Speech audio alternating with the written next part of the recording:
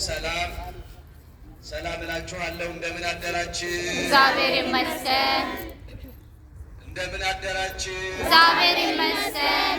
አሁን በደንብ ነው ያላችሁት። እንደምን አደራችሁ? እግዚአብሔር ይመስገን።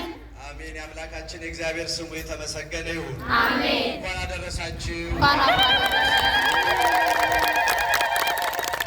እግዚአብሔር አምላካችን ቸር መሐሪ ይቅር ባይ ስለሆነ በደንብ ስሙ። እግዚአብሔር መሐሪ ይቅር ባይ ቸር ስለሆነ እደግመዋለሁ።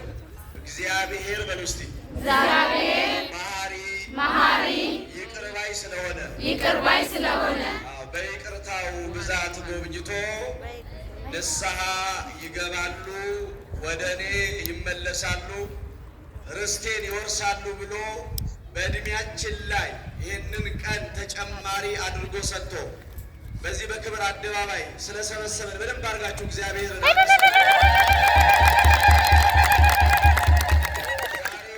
ወጥቶ መግባት ብርቅ ነው። ተቀምጦ መነሳት ብርቅ ነው። ምናልባት እኔና እናንተ በሙሉ ጤንነት ላይ እንገኝ ይሆናል። ከቅርቡ እንኳን ብዙ ወገኖቻችን እዚሁ ባህሬን የሚኖሩ ማለት ነው በአካለ ስጋ ከኛ ተለይተዋል። እኔና እናንተን እግዚአብሔር የተሻለ ነገር ስላለን ሳይሆን የተሻለ ነገር ስለሚያስብልን በዚህ በዓል እንድንገኝ ጤናውን ሰጥቶ አቁሞናልና በእውነት ክብር ይገባዋል። በደንብ አሁን የምታስተናብሩ ሰዎች፣ ወንበር ወደዛ ወደዚህ የምታረጉ ሰዎች አሁን አያስፈልግም። የሚቀመጥም ካለ ወንደቶቻችን ቁጭ በል፣ በቃ እምነት ነው ለዛሬ ማለት ነው። አሁን ተሰብስቦ ዝም ብሎ መበተን የለም፣ ጊዜው አይደለም።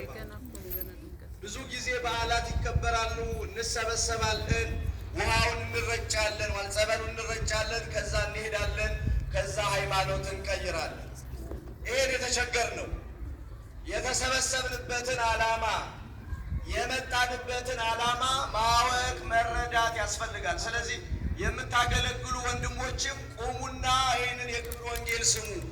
ማገልገላችሁን እግዚአብሔር ይቀበለዋል። እናንተ ስለምታገለግሉ ነው ይሄ መርሃ ግብር እንደዚህ የሰመረው። ሌሊቱን ሙሉ አድረው ነው ይህንን ፕሮግራም ያዘጋጁ። ታውቃላችሁ፣ ሌሊቱን ሙሉ አድረው ለእናንተ ከነጋን የመጣችሁት ቀላል ሊመስላችሁ ይችላል።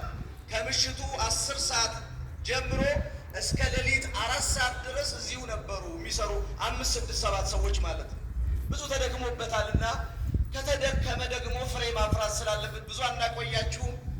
ሀሳባችሁን ሰብስባችሁ የሕፃናቱን ጫጫታ ሳትሰሙ ከዚህ የምትተላለፈዋን ቃል ሰምተን እንድንሄድ እግዚአብሔር አምላክ ይርዳል። አሜን። እስቲ ይህንን ቃል ከኔ ቀጥላችሁ በሉ። የተጠመቃችሁ በሉ። የተጠመቃችሁ ድገሙት። የተጠመቃችሁ ሁሉ ክርስቶስ ኢየሱስን ለብሳችሁታል።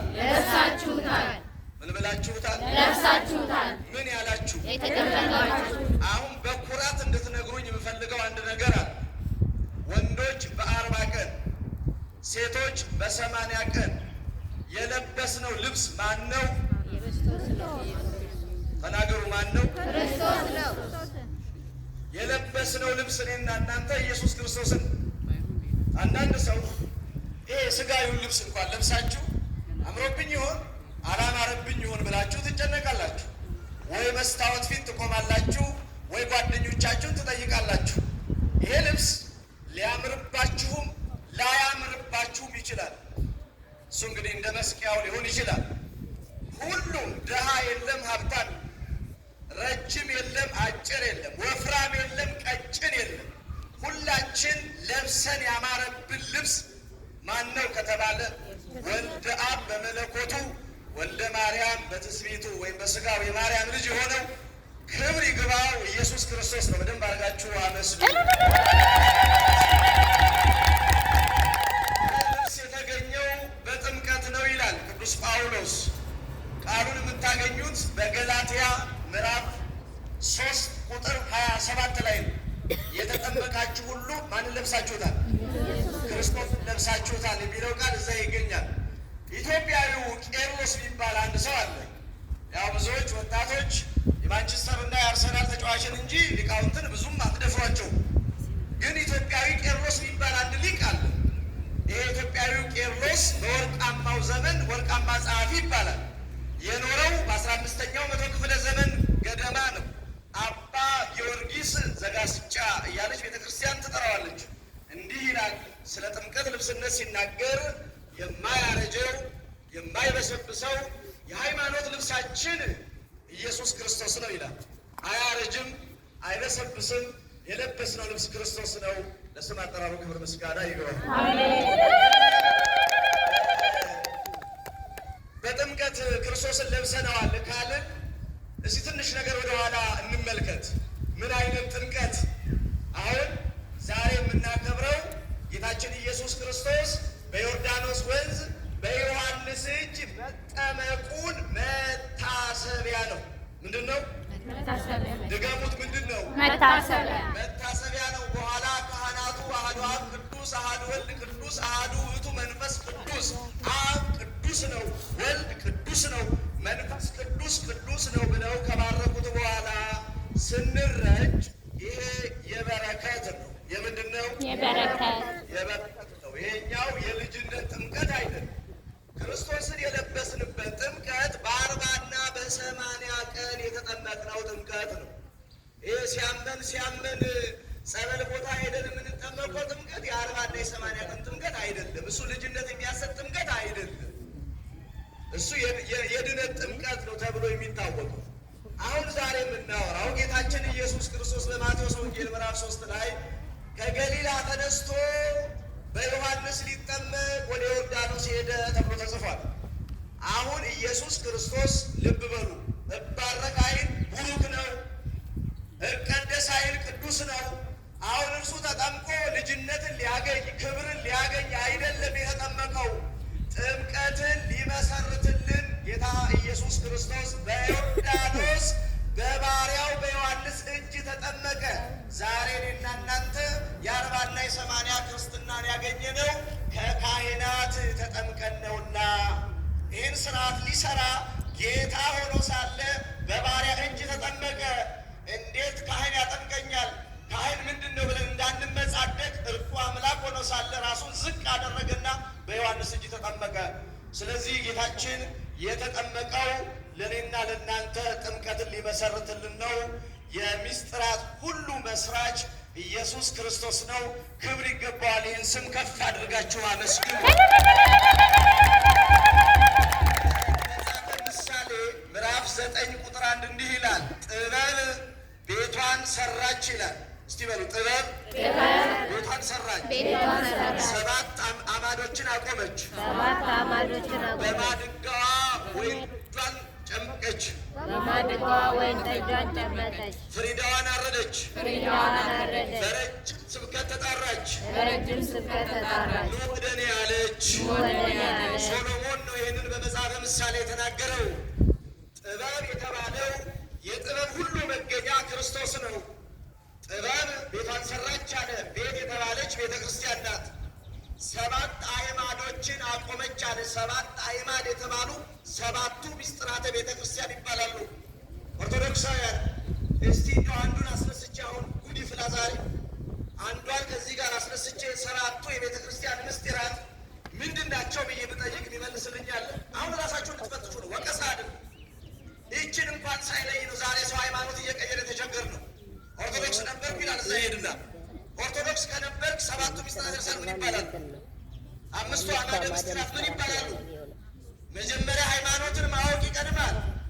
ያለንበትን ሳናውቅ እንኳን ሃይማኖት ፖለቲካ ይቀየር። ሰው ያለበትን መጀመሪያ ማወቅ አለብን። ለምን ሰይጣን አያመልክም? ያንን አውቆ ነው ወደ ሌላ የሚሄደው። ስለዚህ ሃይማኖታችሁን ወቁ። 7ቱን ምስጢራተ ቤተ ክርስቲያን ጥምቀትን፣ ሜሮንን፣ ቁርባንን፣ ንስሐን፣ ክህነትን፣ ቀንዲልንና ተክሊልን የሰራልን ባለቤቱ ኢየሱስ ክርስቶስ ነው። ከእነዚህ ምስጢራት አንዱ ምስጢረ ጥምቀት ነው። ስለዚህ ሊመሰርትልን በዮርዳኖስ ወንዝ በባሪያው እጅ ተጠመቀ። ክብር ምስጋና ለስሙ ይሁን። ጥምቀትን በመጠመቅ ብቻ አልመሰረተም ክርስቶስ፣ ደግሞ አስተማረ። ምን አለ? መልሱ እንጂ ምን አለ? አስተማረ። እኔ ሳይደክመኝ ደከማችሁ? ይበርዳል እንዴ? አየሩ ተስማሚ ነው አይደል?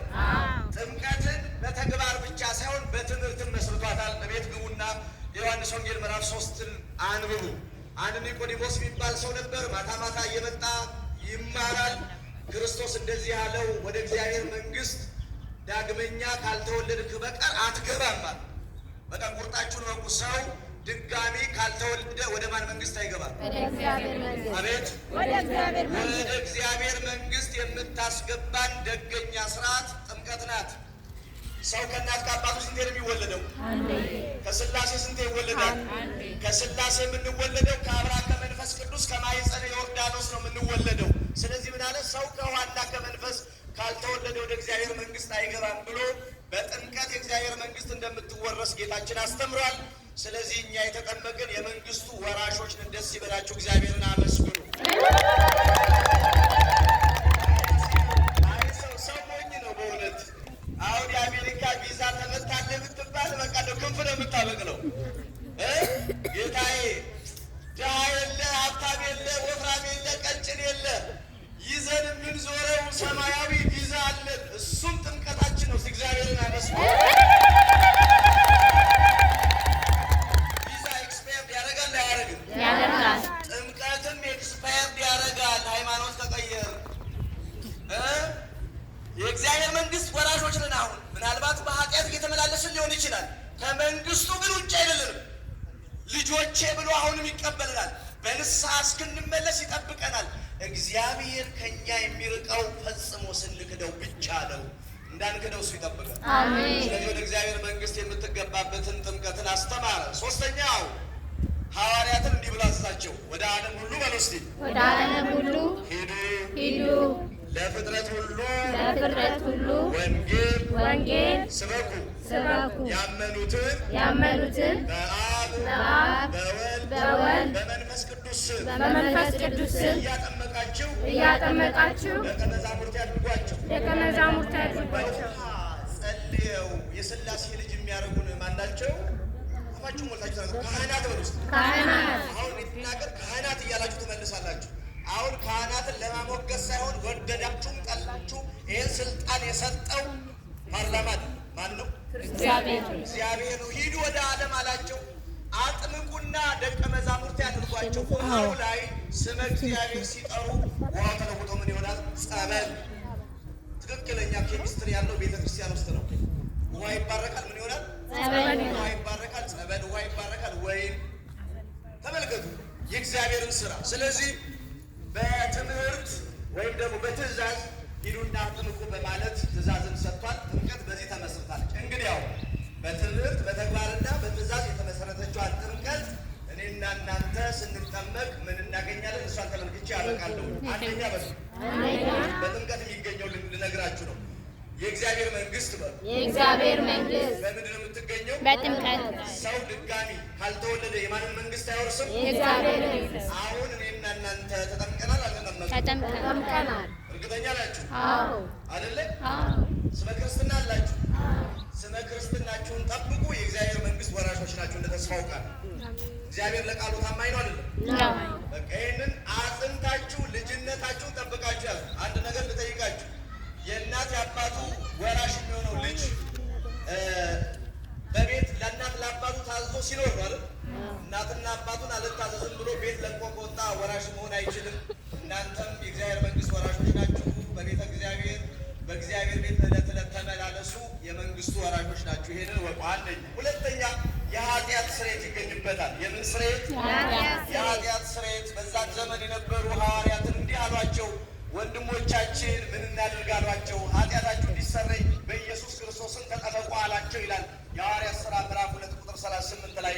ስለዚህ የኃጢአት ስርየት የምናገኝበትን ጥምቀትን አግኝተናል።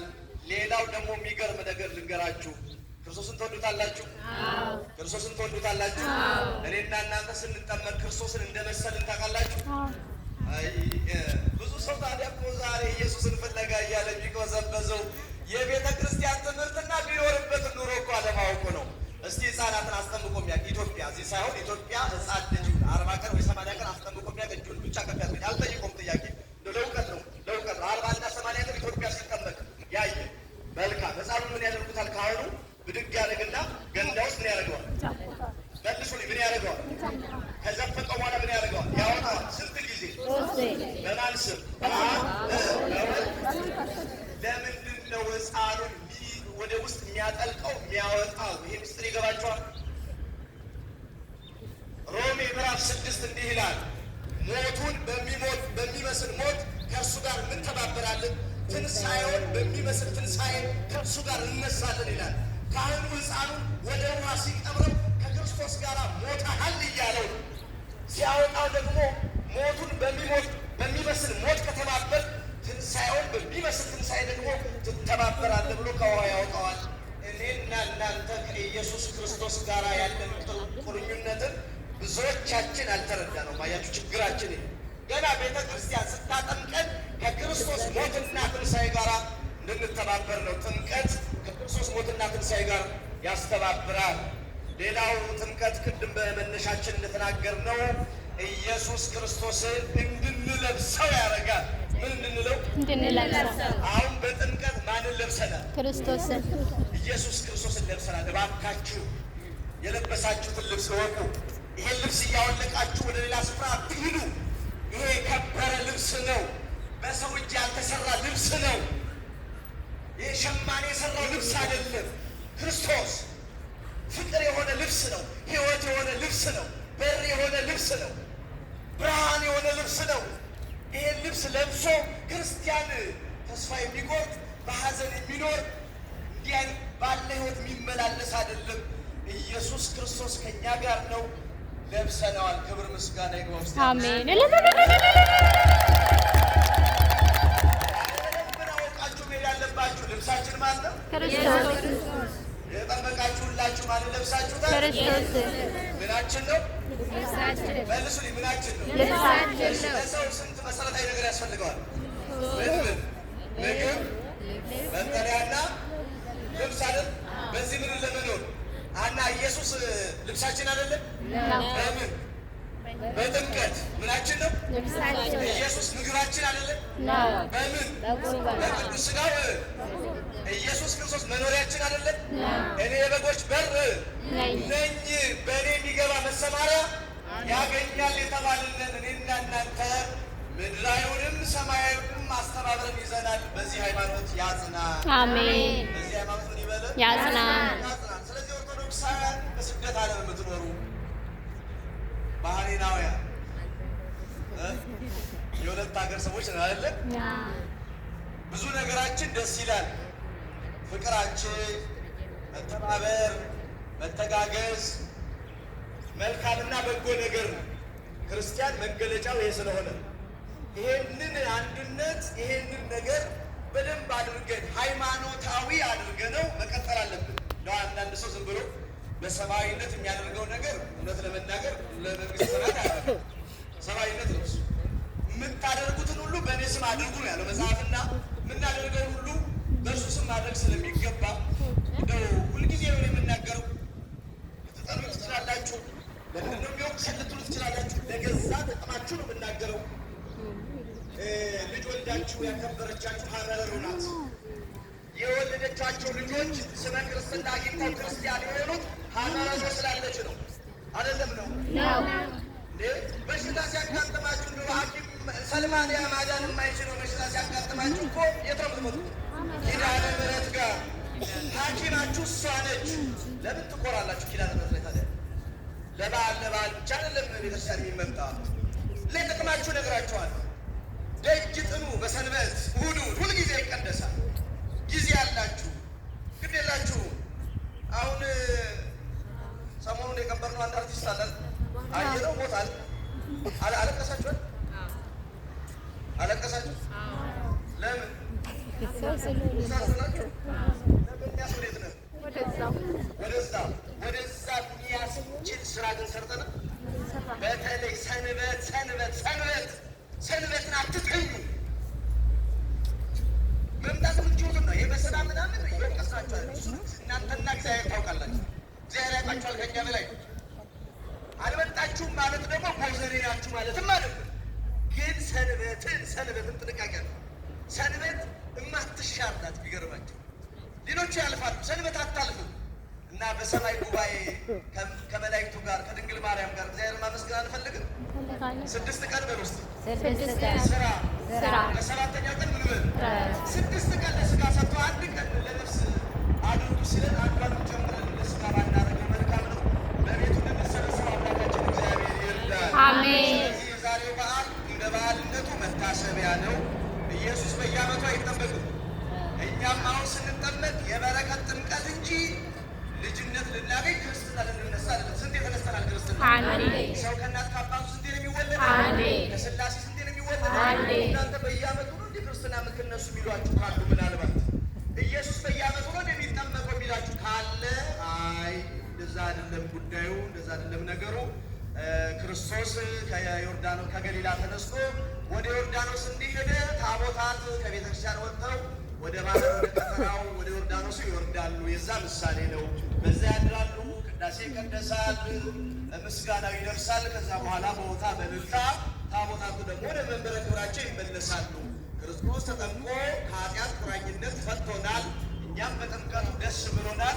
በጣም የሚገርመው የጥምቀት ቀን ሮብና ዓርብ እንኳን ቢውል ቤተ ክርስቲያን በምትኩ ማክሰኞና ሐሙስ ተጽሞ እንዲበላ ብላ እንኳን ይሄንን የደስታ ቀን በደስታ እንድናከብር ቤተ ክርስቲያን ስርዓት ሰርታልናለች።